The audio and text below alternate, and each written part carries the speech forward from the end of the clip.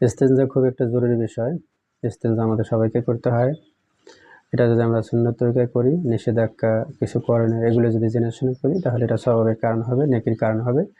চলুন তাহলে আমরা আজ জেনে নেই ইস্তেঞ্জার সময় 8 কাজ করা সুন্নত।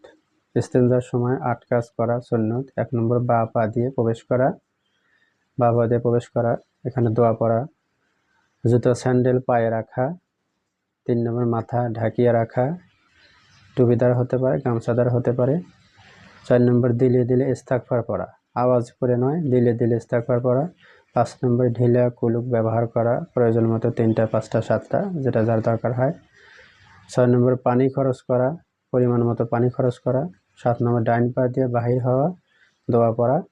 8 নম্বর, আগে পড়া দোয়া পড়া, অর্থাৎ যে কথাটা বিসমিল্লাহ বলে ঢোকা, দোয়া পড়া, আবার বের হওয়ার সময় দোয়া পড়া।